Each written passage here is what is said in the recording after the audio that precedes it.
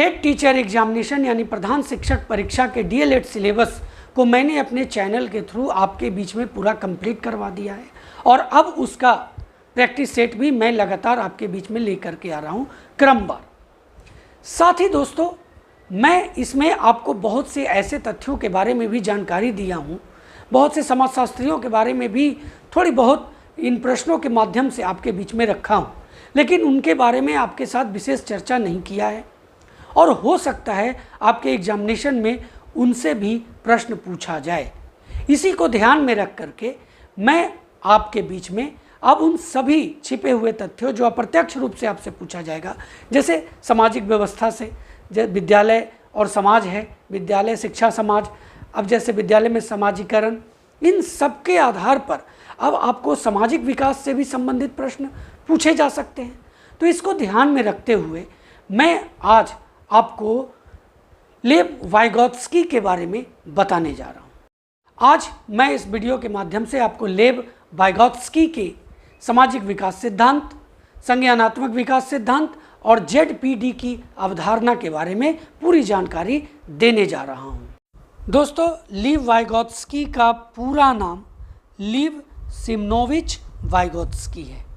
उनका जन्म 1896 में हुआ और मृत्यु 1934 में हो गई। मात्र 38 वर्ष के एज में ये इनका देहावसान हुआ। सोवियत संघ के महान मनोवैज्ञानिक थे ये और वाइगोत्स्की मंडल के नेता थे।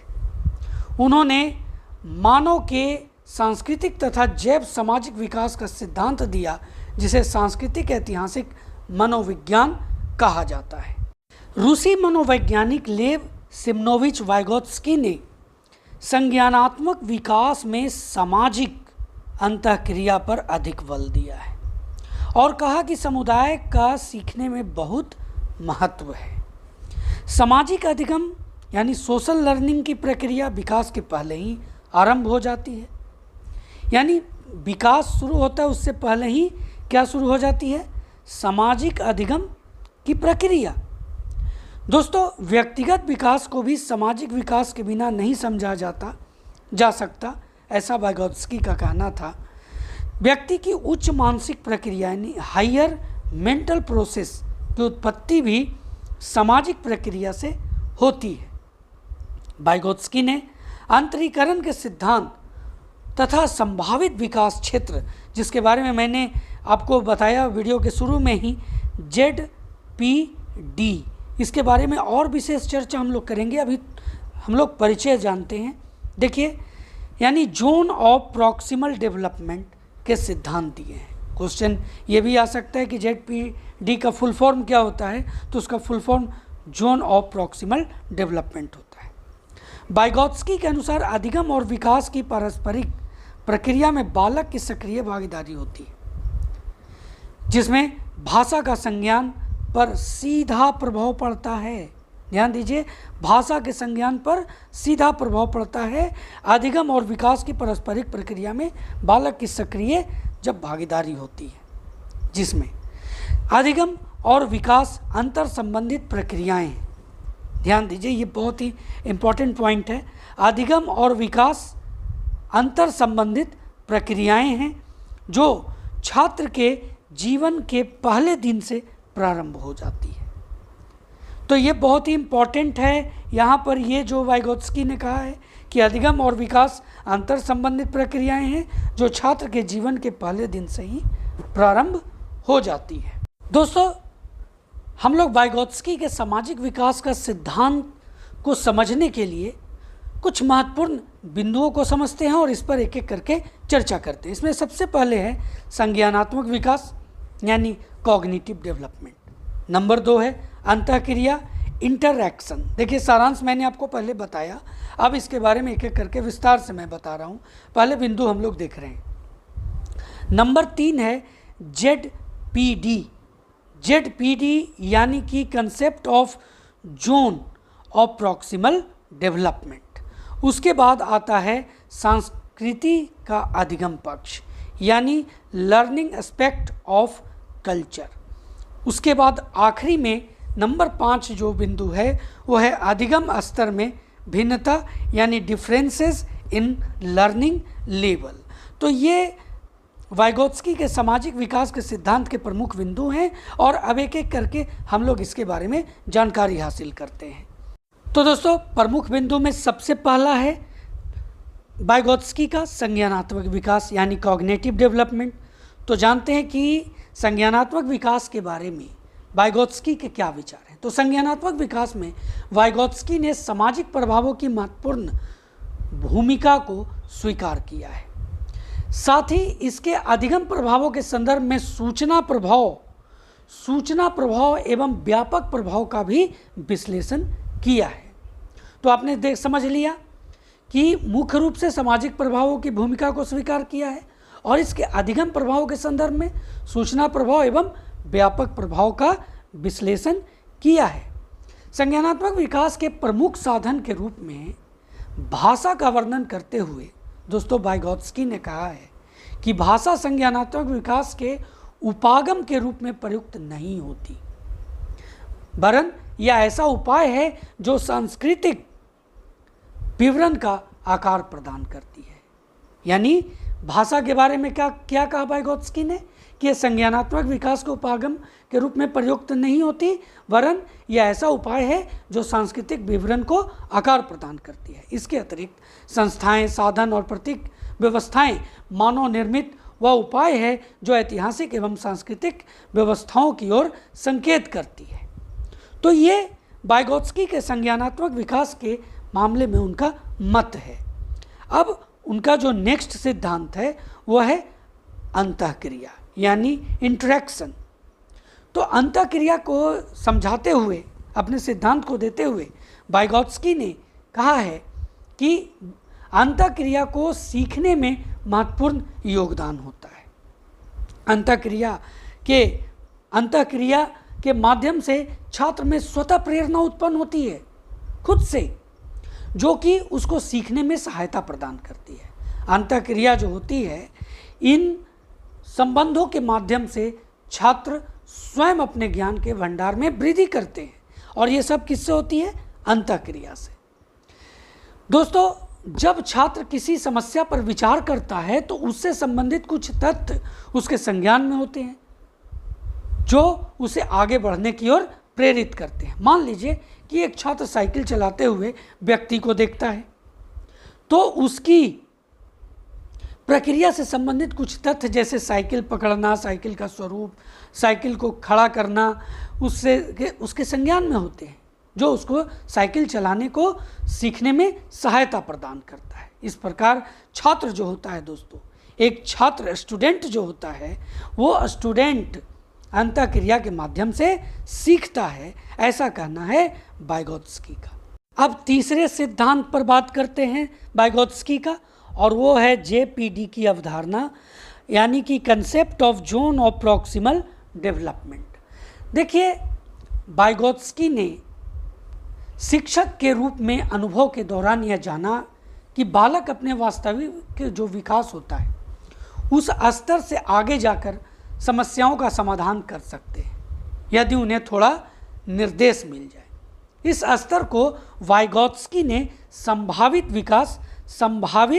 विकास स्तर के रूप में कहा, यानी संभावित विकास माना है।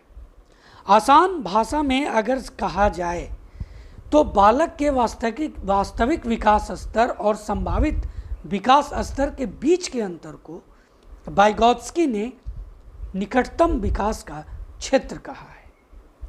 दोस्तों, वाइगोत्स्की कहते हैं कि बालक के स्वयं से समस्या समाधान की क्षमता द्वारा होने वाले वास्तविक विकास के स्तर और किसी बड़े व्यक्ति के निर्देश में होने वाले, ध्यान दीजिए, बड़े व्यक्ति के निर्देश में होने वाले विकास के बीच के अंतर ही क्या है? संभावित विकास का क्षेत्र है। संभावित विकास का क्षेत्र को निर्धारित करता है, ये इन्होंने कहा है।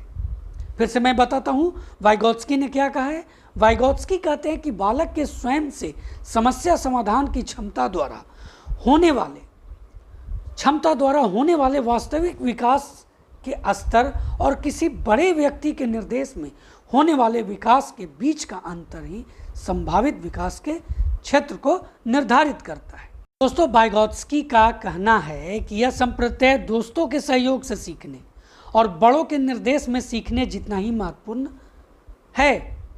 बच्चों को इस क्षेत्र में रहने का अवसर मिलने पर उन्हें व्यक्तिगत अधिगम स्तर में वृद्धि के साथ ही सीखने को लेकर अधिक प्रोत्साहन भी मिलेगा, ऐसा वाइगोत्स्की का मानना है। एक इसके लिए उन्होंने उदाहरण भी प्रस्तुत किया है। उन्होंने कहा है कि पहली कक्षा के बच्चों ने भाषा के कलांश में शिक्षक की मदद से किसी शब्द की पहली आवाज़ को पहचानना सीखा और उसके बाद उन्होंने उन शब्दों की पहली आवाज़ को भी पहचानना सीख लिया जो उनके सिखाए या बताए नहीं गए थे। अब वाइगोत्स्की के नंबर 4 सिद्धांत की ओर बढ़ते हैं, जो है संस्कृति का अधिगम पक्ष, यानी कि लर्निंग एस्पेक्ट ऑफ कल्चर। देखिए यहाँ पर 2 बार, इसको एक बार में ही आप करेंगे। यहाँ पर ये लर्निंग एस्पेक्ट ऑफ कल्चर है, ये टाइपिंग मिस्टेक है। तो संस्कृति का अधिगम पक्ष के बारे में वाइगोत्स्की ने क्या कहा है? तो वाइगोत्स्की अधिगम की प्रक्रिया में संस्कृति को एक महत्वपूर्ण स्थान मानते हैं, एक महत्वपूर्ण योगदान देते हैं। दोस्तों, संस्कृति को परिभाषित करते हुए वाइगोत्स्की ने लिखा है कि संस्कृति विशिष्ट व्यवहार परिवर्तन एवं मानसिक कार्य में परिवर्तन को प्रदर्शित करता है। ये बहुत ही इम्पॉर्टेंट है। ये कथन के रूप में भी आ सकता है कि संस्कृति विशिष्ट व्यवहार परिवर्तन एवं मानसिक कार्य में परिवर्तन को प्रदर्शित करता है। उक्त कथन किसका है? तो आपको यहाँ पर जो सही जवाब लगाना होगा वो होगा वाइगोत्स्की।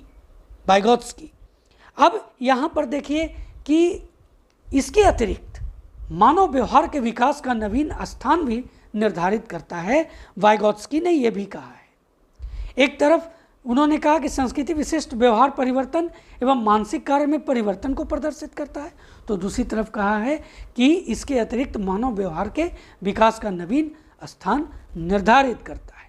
इससे स्पष्ट होता है कि संस्कृति के द्वारा बालक सीखने का, दोस्तों बालक जो है सीखने का प्रयत्न करता है, क्योंकि अनुकरण के माध्यम से सीखने को वाइगोत्स्की अत्यधिक महत्वपूर्ण स्थान देते हैं।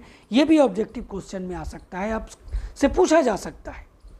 दोस्तों, मैं आपसे एक कमेंट जरूर चाहूँगा, अगर आपको इसका ऑब्जेक्टिव क्वेश्चन भी चाहिए तो मैं अगला वीडियो आपको ऑब्जेक्टिव क्वेश्चन वाइगोत्स्की से रिलेटेड प्रोवाइड कर सकता हूँ अपने चैनल के माध्यम से। देखिए, संस्कृति के अधिगम पक्ष के मामले में उन्होंने एक उदाहरण स्वरूप बताया है कि बालक अपने पिता को ईश्वर का भजन करते हुए देखता है तो स्वयं भी ईश्वर के ध्यान एवं भजन में एकाग्रचित हो जाता है। इस प्रकार से अनेक प्रकार के सामाजिक एवं सांस्कृतिक परंपराओं का अधिगम करता है बालक। तो उन्होंने सांस्कृतिक दृष्टिकोण को बहुत ही महत्वपूर्ण माना है। उन्होंने संस्कृति के अधिगम का महत्वपूर्ण योगदान माना है। अधिगम की प्रक्रिया में संस्कृति का एक महत्वपूर्ण योगदान होता है, ये वाइगोत्स्की का कहना है। अब नंबर 5 है। नंबर 5 जो आप देख रहे हैं, अधिगम स्तर में भिन्नता। अधिगम स्तर में भिन्नता के मामले में वाइगोत्स्की का कहना है कि प्रायः छात्रों को समान परिस्थितियों में स्वतंत्र रूप से रखने पर उनके अधिगम स्तर में भिन्नता होती है। अगर छात्र को स्वतंत्र स्तर से रखते हैं तो उनके अधिगम जो क्षेत्र है उसमें भिन्नता दिखाई देती है। अधिगम जो स्तर है उसमें भिन्नता दिखाई देती है। कुछ छात्र सामान्य से अधिक अधिगम करते हैं और कुछ कार्य जो हैं सामान्य से कुछ छात्र जो हैं वो सामान्य से कम अधिगम करते हैं। इसके पीछे अनेक कारण हो सकते हैं, जिनमें ZPD का प्रमुख स्थान है। दोस्तों, ZPD के कारण ही छात्रों के अधिगम स्तर में भिन्नता होती है। तो महत्वपूर्ण है ये ZPD, जिसके बारे में मैंने आपके साथ चर्चा अभी कुछ देर पहले की। देखिए, क्योंकि जो छात्र जानने वाले छात्र तथा नहीं जानने वाले ज्ञान के मध्य संबंध स्थापित करने में सक्षम होते हैं, उनका अधिगम स्तर सामान्य से कम होता है। इसलिए ZPD से संबंधित रिक्त स्थान ही विकास एवं सीखने के मार्ग को प्रशस्त करता है। यह कार्य अंतःक्रिया के माध्यम से ही संपन्न होती है। अब एक महत्वपूर्ण चर्चा हम लोग करते हैं कि वाइगोत्स्की का सामाजिक विकास सिद्धांत की विशेषताएं क्या क्या हैं। इन सब पर एक एक करके हम लोग देखते हैं। बहुत इंपॉर्टेंट है, आप इसे नोट भी कर सकते हैं।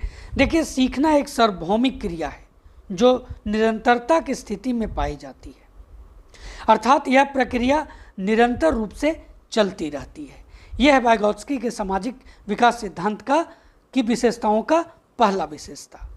अब दूसरा है, सीखने में प्रमुख रूप से सांस्कृतिक संगठन, सामाजिक संस्थाएं, विद्यालय एवं संस्कृति का महत्वपूर्ण योगदान होता है। अभी हम लोगों ने जो सिद्धांत पढ़ा उसमें ये सभी बातें आई थी, इसलिए इसे आप महत्वपूर्ण समझें और इस एक एक जो यहाँ पर पॉइंट है उसके नोट भी करते चले जाएं। दूसरा क्या था, फिर से मैं बताता हूँ। सीखने में प्रमुख रूप से सांस्कृतिक संगठन, सामाजिक संस्थाएं, विद्यालय एवं संस्कृति का महत्वपूर्ण योगदान होता है। नंबर 3 है, अंतःक्रिया के द्वारा विद्यालय छात्रों को अधिगम प्रक्रिया का एक निर्देश स्वरूप प्रदान करता है। कौन? विद्यालय। आपके सिलेबस में ये चीज़ें मेंशन है दोस्तों, विद्यालय में शिक्षा और समाज की भूमिका। तो इसी कारण मैंने वाइगोत्स्की के मामले में आपको बताना जरूरी समझा है। सीखने की प्रक्रिया में एक दूसरे व्यक्तियों का अनुकरण प्रमुख भूमिका का निर्वाह करता है। अनुकरण को वाइगोत्स्की ने बहुत ही महत्वपूर्ण स्थान दिया है। तो दोस्तों, यह था लेव वाइगोत्स्की का सामाजिक विकास सिद्धांत, संज्ञानात्मक विकास सिद्धांत और ZPD की अवधारणा।